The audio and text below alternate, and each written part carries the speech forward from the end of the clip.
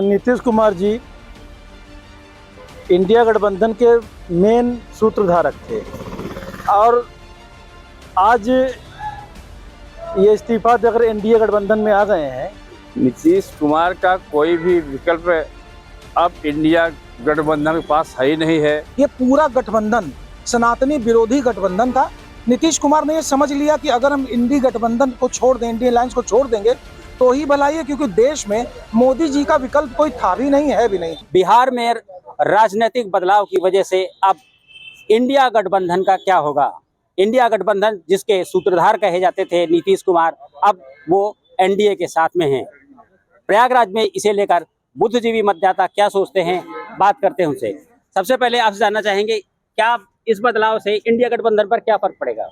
देखिए, नीतीश कुमार जी इंडिया गठबंधन के मेन सूत्रधारक थे और आज ये इस्तीफा देकर एनडीए गठबंधन में आ गए हैं, तो 2024 में तो अब कोई बदलाव नहीं होना है। इंडिया गठबंधन का होगा क्या? इंडिया गठबंधन यहीं से समाप्ति की ओर अपने आप अग्रसर हो गई। इन्होंने इंडिकेट कर दिया कि इंडिया गठबंधन चलना नहीं है। और ये नीतीश कुमार का विकल्प क्या होगा अब इंडिया गठबंधन के पास? नीतीश कुमार का कोई भी विकल्प अब इंडिया गठबंधन के पास है ही नहीं है। नीतीश कुमार ने एक कोशिश किया और हम तो उन्हें साधुवाद देते हैं कि उनके अंदर इतनी जल्दी एक समझ आ गई कि मैं बहुत गलत जगह पर जा रहा हूं, जो देश को और हमारे हिंदुस्तान के एक यशस्वी प्रधानमंत्री की छवि खराब करेगी। इसलिए उन्होंने उनकी सद्बुद्धि आई, हम इसके लिए उन्हें साधुवाद देते हैं। क्या ये सारा खेल सत्ता का है, केवल कुर्सी का है, कुर्सी कुमार का? कुर्सी का खेल तो होना भी पड़ेगा, बिना कुर्सी के खेल के समाज और शासन कहाँ से चलेगा। लेकिन नीतीश कुमार की बुद्धिमानी कह लें कि उन्होंने इंडिया गठबंधन का साथ छोड़ दिया, इंडिया नहीं इंडी अलायंस का साथ छोड़ दिया। इंडी अलायंस धूर्तों का एक समूह था, पहले भी मैंने बताया था। उसमें कोई टोटी चोर था तो कोई कहीं का और उचक्का बैठा था। ये पूरा गठबंधन सनातनी विरोधी गठबंधन था। नीतीश कुमार ने ये समझ लिया कि अगर हम इंडी गठबंधन को छोड़ दें, इंडिया अलायंस को छोड़ देंगे तो ही भलाई है, क्योंकि देश में मोदी जी का विकल्प कोई था भी नहीं, है भी नहीं। ये सद्बुद्धि आई है। मेरा ख्याल है कि ये सद्बुद्धि आने से उनका कल्याण होगा। कुछ और लोग हैं, आपसे जानना चाहेंगे, इस राजनीतिक परिवर्तन से मुस्लिम वोटर्स किधर शिफ्ट हो रहा है? हमारे यहाँ हम तो ये चाहते हैं कि हमारा जो सरकार चल रही है ये हमारे लिए बहुत बेहतर है। ये रहे तो हमको बख्शा है, बहुत आनंद आता है और हमको कोई तकलीफ नहीं है और हम लोग खुशहाल हैं, इस बात में। चर्चा ये भी चली थी कि नीतीश कुमार फूलपुर सीट से चुनाव लड़ सकते हैं। इस वजह से प्रयागराज या जो कि फूलपुर का एक हिस्सा है, वहाँ भी इस चीज़ को लेकर बड़ी उत्सुकता थी कि नीतीश कुमार क्या यहाँ से चुनाव लड़ेंगे कि या नहीं लड़ेंगे। लेकिन अब तो सारी चीज़ें बदल गई हैं। इंडिया गठबंधन का अब क्या भविष्य है? देखिए, इंडिया या इंडी गठबंधन जो भी आप इसको नाम दें, ये गठबंधन तो कभी था ही नहीं, ना हो पाएगा। देखिए, सतही गठबंधन है। आप उन कार्यकर्ताओं को कभी राष्ट्रीय जनता दल जेडीयू के खिलाफ लड़ती है, तो उन कार्यकर्ताओं का सोचिए जो नीचे उन्हीं का विरोध करके आ रहे हैं। तो ये आप ऊपरी सतही गठबंधन है। उनके नेताओं ने ऊपर से गठबंधन कर लिया, लेकिन कार्यकर्ता का मन वो नहीं जीत सकते। और जब तक कार्यकर्ता किसी भी गठबंधन में दिल से नहीं जुड़ेगा, क्योंकि पार्टी अगर चलती है तो कार्यकर्ताओं से चलती है, और इन लोगों ने ऊपर बैठ के जो है एसी कमरे में इन लोगों ने अपना एक गठबंधन बना लिया, जिसका कोई औचित्य नहीं था। जो हुआ है ये होना ही था और तय था, और मुझे लगता है कि ये बहुत अच्छा हुआ है। आप अगर कार्यकर्ताओं का कोई भी पार्टी सम्मान नहीं करेगी, आपको अपने कार्यकर्ताओं को विश्वास में लेना चाहिए। आज ये मजाक बना रखा है, आज इनके साथ, कभी उनके साथ, कभी उनके साथ। आप उन कार्यकर्ताओं का सोचिए जो दिन रात मेहनत करके पार्टी को कहां से कहां ले जाते हैं। तो इनके साथ अगर ऐसा हुआ है तो ये होना था। और इंडिया गठबंधन पूरी तरीके से फ्लॉप है। उधर आप देख लीजिए, पश्चिम बंगाल में इन्होंने मना कर दिया, ममता बनर्जी ने मना कर दिया।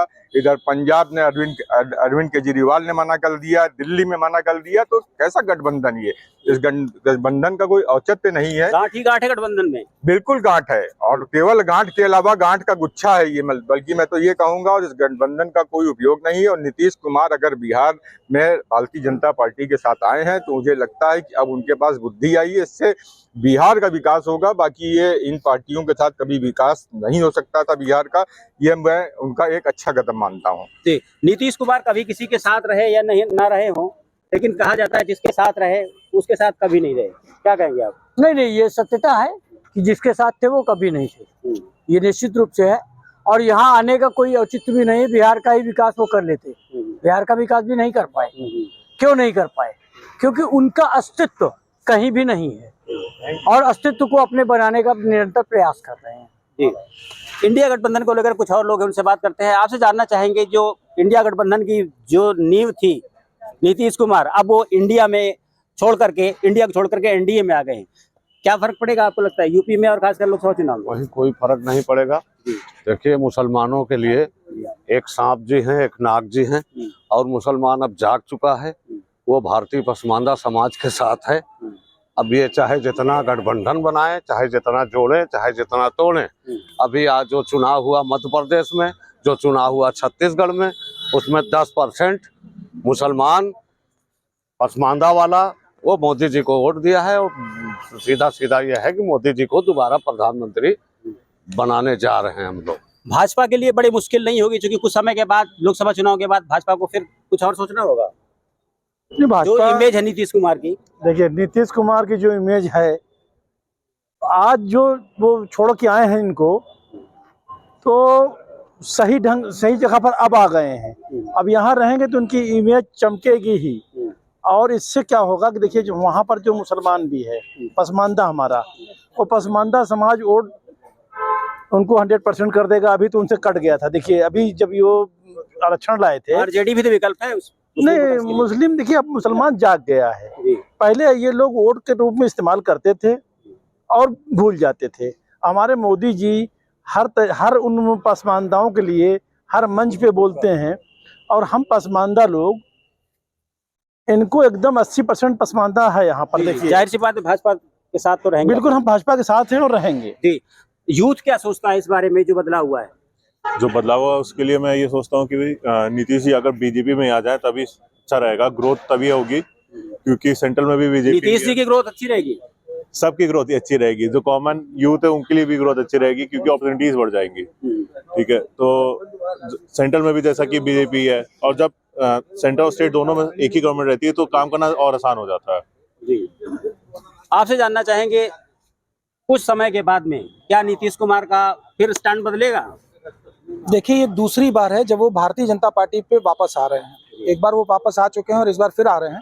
मुझे लगता नहीं, क्योंकि अब की बार नीतीश जी को खुद से ही पता है कि ये उनका स्टैंड अब जीवन भर उनके यही काम आना है। अच्छी बात, सबसे अच्छी बात ये है कि उनको समय रहते ये बुद्धि आ गई कि अब ये भारतीय जनता पार्टी को ज्वाइन कर लें और इंडी गवर्नमेंट जो ठगों का गठबंधन था उससे दूर हो जाए, तो ये अच्छी बात है। और नीतीश जी का भविष्य उज्जवल होगा अगर ये अब सही दिमाग लगा के काम कर लें तो। गठबंधन, इंडिया गठबंधन का अब क्या होगा? पहले तो आप सभी को मेरी तरफ से जय हिंद, और मेरा नाम भी रमन जय हिंद है। इसलिए मैं इस मैटर में यही कहूँगा कि राजनीति में ऐसा होता है, जो कुछ कहता है तो वो होता नहीं है, जिसका ये एक वोट बैंक की राजनीति है। और इसमें तो मैं सच यही कहूँगा कि बीजेपी को ऐसा नहीं करना चाहिए था। उनको अपने इंडिया गठबंधन की बात कर रहे हैं, उसका भविष्य क्या होगा? वही तो बुनियाद के नीतीश, उनका भविष्य कुछ भी नहीं है, वो एक ही नहीं हो पा रहे हैं आपस में। जी, तो प्रयागराज में जो बुद्धिजीवी मतदाता है, उनका कहना है कि नीतीश कुमार ने जो स्टैंड लिया है उससे निश्चित रूप से अब इंडिया गठबंधन का कोई भविष्य बचा नहीं है। लेकिन इसके साथ साथ उन्होंने ये भी कहा है कि नीतीश कुमार के भाजपा में शामिल होने से भाजपा की भी भले ही लोकसभा में स्थिति अच्छी हो जाए, लेकिन इमेज बेहतर नहीं होगी। Dinesh Singh, TV9 UP, Prayagraj.